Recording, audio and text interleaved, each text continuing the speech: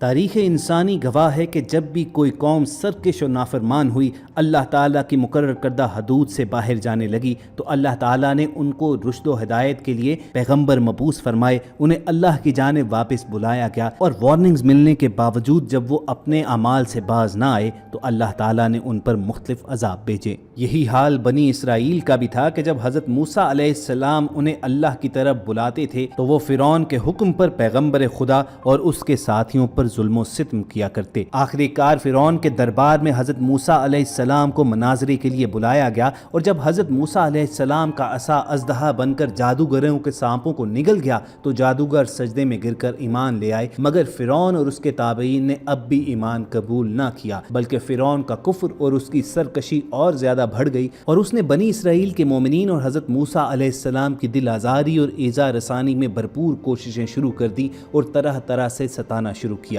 فرعون کے مظالم سے تنگ ہو کر حضرت موسیٰ علیہ السلام نے خداوند قدوس کے دربار میں اس طرح دعا مانگی: اے میرے رب، فرعون زمین میں بے حد سرکش ہو چکا ہے اور اس کی قوم نے عہد شکنی کی ہے، لہٰذا تو انہیں ایسے عذابوں میں گرفتار فرما لے جو ان کے لیے سزاوار ہو اور میری قوم اور بعد والوں کے لیے عبرت ہو۔ روح البیان میں آتا ہے کہ حضرت موسیٰ علیہ السلام کی دعا کے بعد اللہ تعالیٰ نے فرعونیوں پر لگاتار 5 عذابوں کو مسلط فرما دیا۔ سب سے پہلے طوفان کا عذاب آیا، اچانک بادل گر آئے، ہر طرف اندھیرا چھا گیا، پھر انتہائی زوردار بارش برسنے لگی، یہاں تک کہ طوفان آ گیا اور فرعونیوں کے گھروں میں پانی بھر گیا، وہ اس میں کھڑے رہ گئے اور پانی ان کی گردنوں تک آ گیا، ان میں سے جو بیٹھا وہ ڈوب کر ہلاک ہو گیا، اب نہ وہ ہل سکتے تھے نہ کوئی کام کر سکتے تھے، ان کی کھیتیاں اور باغات طوفان کے دھاروں سے برباد ہو گئے۔ مسلسل 7 روز تک وہ لوگ اسی مصیبت میں مبتلا رہے، اور باوجود یہ کہ بنی اسرائیل کے مکانات فرعونیوں کے گھروں سے ملے ہوئے تھے، مگر بنی اسرائیل کے گھروں میں سیلاب کا پانی نہ آیا اور وہ نہایت ہی امن اور چین کے ساتھ اپنے گھروں میں رہتے تھے۔ جب فرعونیوں کو اس مصیبت کے برداشت کرنے کی تاب و طاقت نہ رہی اور وہ بالکل ہی عاجز ہو گئے تو ان لوگوں نے حضرت موسیٰ علیہ السلام سے عرض کیا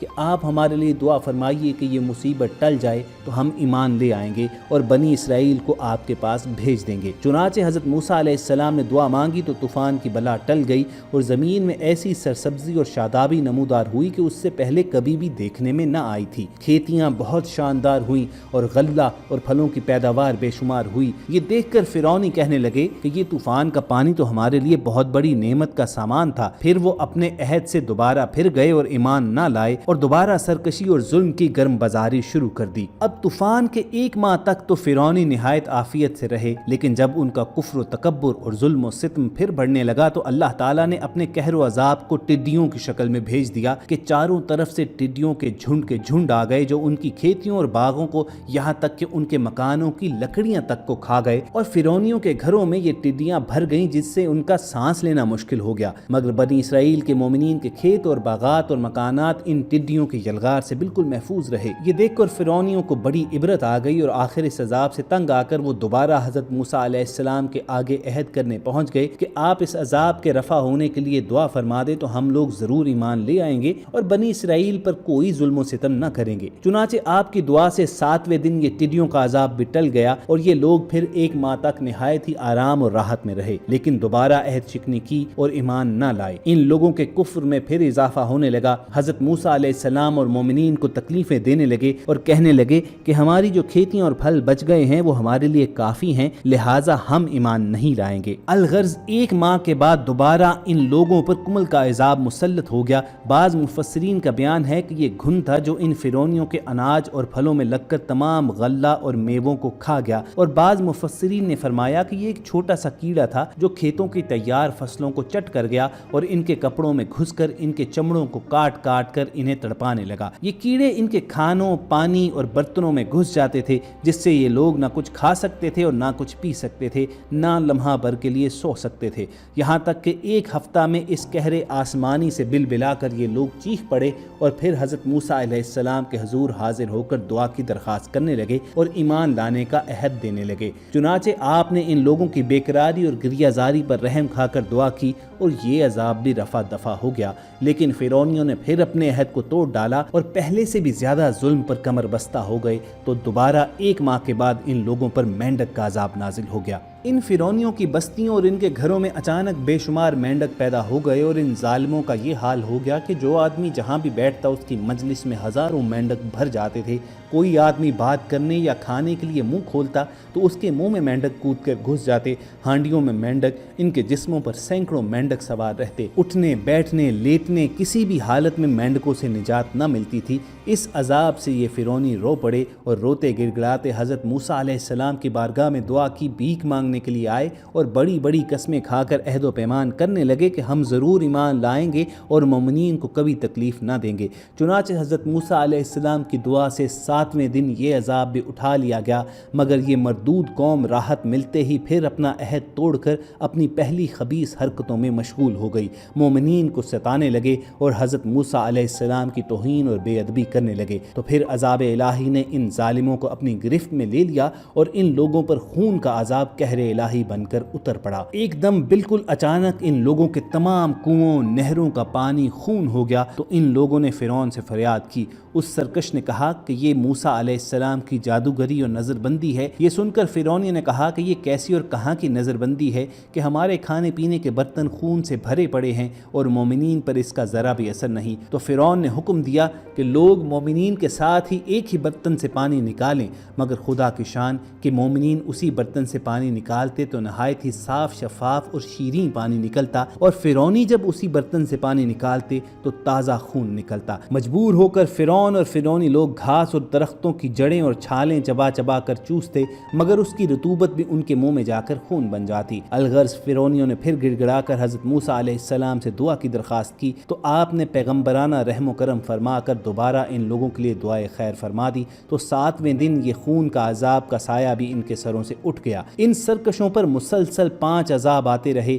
اور ہر عذاب 7ویں دن ٹل جاتا رہا۔ ہر 2 عذابوں کے درمیان 1 ماہ کا فاصلہ ہوتا رہا، مگر فرعون اور فرعونیوں کے دلوں پر بدبختی کی ایسی مہر لگ چکی تھی کہ پھر بھی وہ ایمان نہ لائے اور اپنے کفر پر اڑے رہے اور ہر مرتبہ اپنے عہد توڑتے رہے، یہاں تک کہ اللہ تعالیٰ کے قہر و عذاب کا آخری عذاب آیا اور فرعون اور اس کے تابعین سب دریائے نیل میں غرق ہو کر ہلاک ہو گئے اور ہمیشہ کے لیے خدا کی دنیا ان عہد شکنوں اور مردودوں سے پاک صاف ہو گئی۔ یہ لوگ دنیا سے اس طرح نیست و نابود کر دیے گئے کہ روئے زمین پر ان کی قبروں کا نشان بھی باقی نہ رہا۔ قرآن مجید کی سورۃ الاعراف کی آیات نمبر 133 سے 136 تک اللہ تعالیٰ نے فرعونیوں پر انہی 5 عذابوں کی تفصیل بیان کی ہے۔ ان واقعات سے یہ سبق ملتا ہے کہ عہد شکنی اور اللہ کے نبیوں کی تکذیب و توہین کتنا بڑا اور ہولناک جرم عظیم ہے کہ اس کی وجہ سے فرعونیوں پر بار بار عذاب الہی قسم قسم کی صورتوں میں اترا، یہاں تک کہ آخر میں وہ دریا میں غرق کر کے دنیا سے فنا کر دیے گئے۔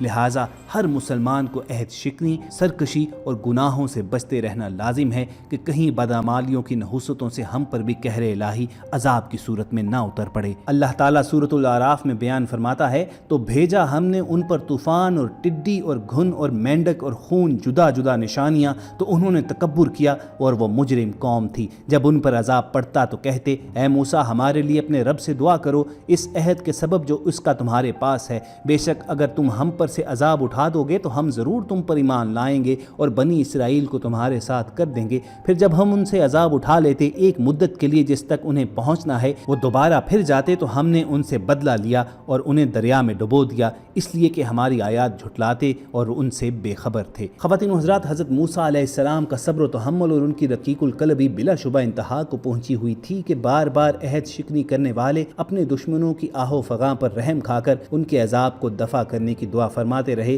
اس سے معلوم ہوا کہ قوم کے ہادی اور ان کے پیشوا کے لیے صبر و تحمل اور عفو و درگزر کی خصلت انتہائی ضروری ہے، اور علماء کرام کو جو حضرات انبیاء اکرام علیہ السلام کے نائبین ہیں ان کے لیے بے حد لازم اور ضروری ہے کہ وہ اپنے مخالفین اور بدخواہوں سے انتقام کا جذبہ نہ رکھیں، بلکہ صبر و تحمل کر کے اپنے مجرموں کو بار بار معاف کرتے رہیں، کہ یہ حضرت موسیٰ علیہ السلام کے مقدس سنت بھی ہے اور ہمارے نبی آخر الزماں حضرت محمد صلی اللہ علیہ وآلہ وسلم کا تو یہ ایک بہت ہی بڑا خاصہ اور ترہ امتیاز ہے کہ آپ نے کبھی بھی اپنی ذات کے لیے اپنے دشمنوں سے کوئی انتقام نہ لیا، بلکہ ہمیشہ ان کو معاف فرما دیا کرتے تھے، اور یہ آپ کی مقدس تعلیم کا بہت ہی تابناک اور درخشاں ارشاد ہے کہ تم سے جو تعلق کاٹے تم اس سے تعلق جوڑو، اور جو تم پر ظلم کرے اس کو معاف کر دو، اور جو تمہارے ساتھ برا برتاؤ کرے تم اس کے ساتھ اچھا سلوک کرو۔ اللہ تعالیٰ سے دعا ہے کہ ہمیں انبیاء کی سنت پر چلنے کی توفیق عطا فرمائے۔ کمنٹ سیکشن میں آپ اس دعا کے جواب میں آمین لکھنا مت بھولیے گا۔ ٹیم پیپل لائف کی کوشش ہوگی کہ ایسے ہی تاریخی اسلامی واقعات آپ تک وقتاً فوقتاً پہنچاتے رہیں، اور یہ ویڈیوز حاصل کرنے کے لیے آپ ریڈ بٹن پر کلک کر کے اور بیل آئیکن کو پریس کر کے پیپل لائف کے سبسکرائبرز بھی بنیے۔ بہت جلد دوبارہ ملاقات ہوگی، اپنا خیال رکھیے، اللہ حافظ۔